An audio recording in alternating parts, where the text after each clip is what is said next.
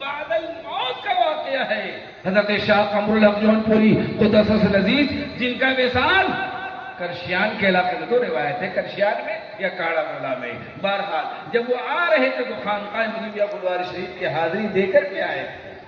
حضرت پیر مجیب کے معاصر ہیں، حضرت نے فرمایا کہ جب واپسی ہوئیے گا تو خانقاہ ہو کے جائیے۔ تو حضرت شاہ قمر الحق جونپوری قدس العزیز نے فرمایا ٹھیک ہے، لیکن طبیعت قلیل ہو گئی۔ آپ نے وصیت نامے میں لکھا کہ میں نے مجیب اللہ سے وعدہ کیا ہے، اب تو ہم جا رہے ہیں، میرے جنازے کو خانقاہ مجیبیہ لے جایا جائے گا۔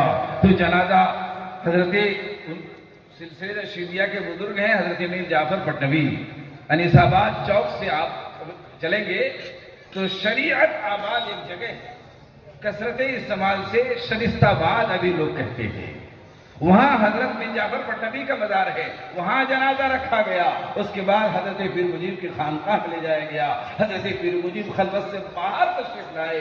حضرت شاہ قمر الحق جونپوری نے فرمایا حضرت آپ سے وعدہ تھا اس لیے آیا ہوں۔ جنازے سے جو ہے آپ نے جو جسد خاکی جو آپ کا تھا جس میں رکھا ہوا، وہاں سے دونوں ہاتھ باہر کیا اور پھر مجیب اللہ قادری سے مصافحہ کی۔ یہ ان بزرگوں کا طریقہ تھا، تعلق تھا، رشتے تھے، اس لیے ہم سے بڑھ کر کوئی سنی نہیں ہو سکتا۔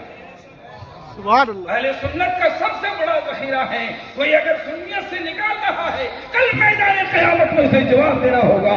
ورنہ خانقاہ اعلیٰ مجیبیہ بلوار شریف کا کافرین کل بھی سنی تھے اور آج ہے، قیامت تک رہے۔